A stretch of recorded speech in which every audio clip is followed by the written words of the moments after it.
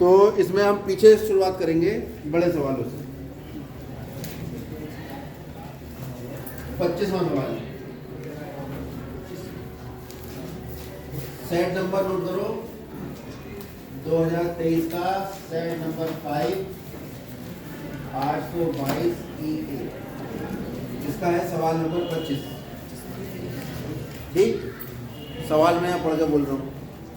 21 centimetre त्रिज्या वाले एक वृत्त के चाप केंद्र पर 60 डिग्री का कोण। इसके कहने का मतलब है कि इस वृत्त है, इसकी त्रिज्या है 21 सेंटीमीटर, इसका एक चाप बन रहा है और ये चाप केंद्र पे जो कोण बना रहा है वो 60 डिग्री।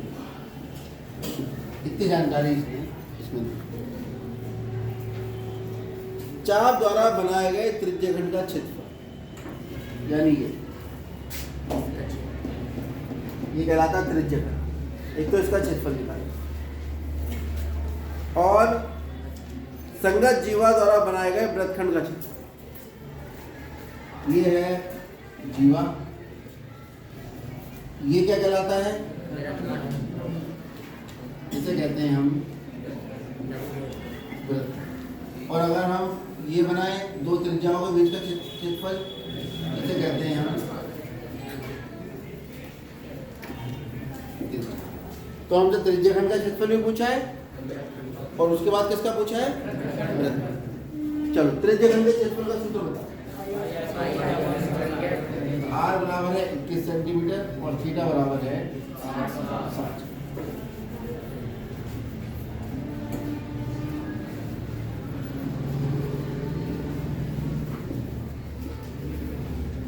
त्रिज्यखंड के क्षेत्रफल का सूत्र है पाई r स्क्वायर थीटा। पाई को पाई रहने दो, मान रखेंगे बाद में। ठीक, r का मान, थीटा का मान 60।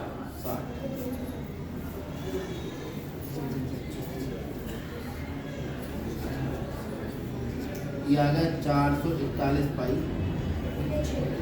21 का वर्ग 441 होता है। आप भी याद रख लो आज के बाद किसका वर्ग कितना होता है?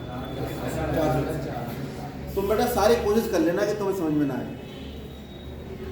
तुम्हारी लंबाई ज़्यादा है तो कमर को बिल्कुल झुका के बस्ते में मुंह रख लो, ताकि यहाँ पे जो हम समझा रहे हैं उसमें तो कुछ समझ में ना आ जाए।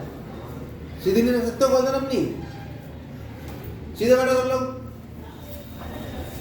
ये कौन सा तरीका है कि तुम किताब की तरफ बिल्कुल बस्ते पे से रख ले? तुम कैसे देख लो?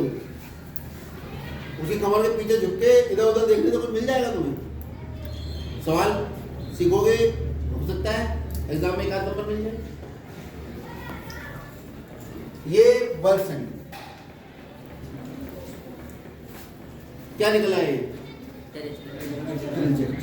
किसका त्रिज्यखंड? वृत्त का। अब क्या पूछा है हमसे? वृत्तखंड का।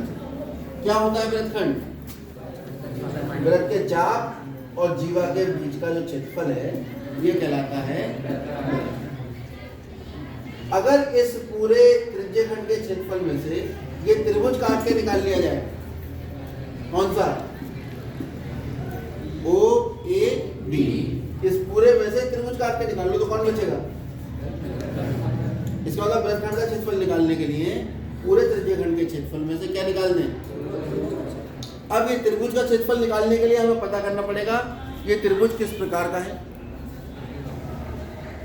समकोण त्रिभुज है, समबाहु त्रिभुज है, समद्विबाहु त्रिभुज है, कैसा है? हमने आपको बताया था कि अगर एक कोण 60 डिग्री हो जाए इस त्रिभुज में, केंद्रीय कोण कितना हो जाए, तो ये कैसा त्रिभुज होगा? हमेशा कैसा होगा? समबाहु। और समबाहु त्रिभुज का क्षेत्रफल कितना होता है? कितना होता है? √3/4 गुणा भुजा की घात। और इसकी भुजा कौन है? 21। जो वृत्त की त्रिज्या है वो है इस त्रिभुज की, और त्रिभुज का केंद्रीय कोण कितना है? इससे क्या हो गया? ये क्या बन गया? त्रिभुज OAB कैसा त्रिभुज होगा? समबाहु त्रिभुज।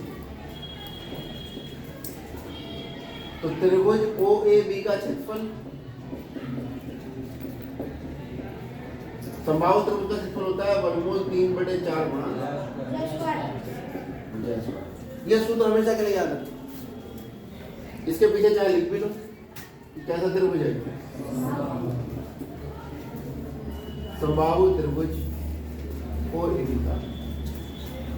कोई दिक्कत इसमें? 21 का वर्ग कितना होता है तुम जाओगे, भुजा कितनी है,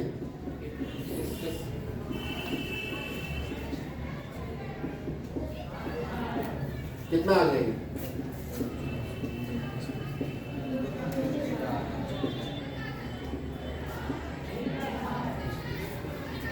अब क्या निकालना है हमें,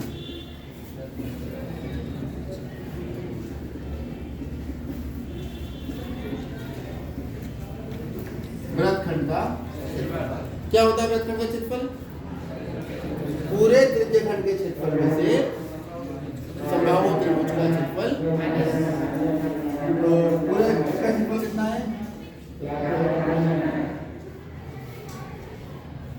और घटा दीजिए। ये बात समझ में आई नहीं?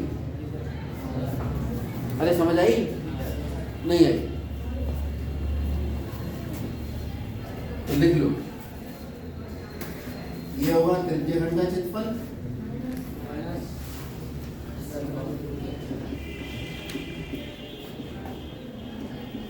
माइनस समबाहु त्रिभुज ओ ए बी का त्रिज्यखंड का क्षेत्रफल कितना आया है,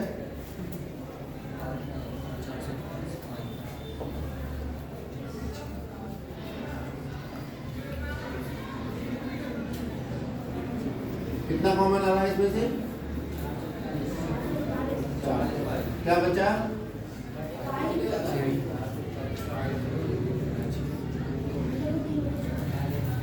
या तो ये उत्तर हो सकता है या एलसीएम ले लो, एलसीएम कितना आ जाएगा 12, तो 441/12, जब ये 12 एलसीएम लोगे तो ये आ जाएगा 3 पाई माइनस 2 वर्गमूल 3, या ये उत्तर हो सकता है।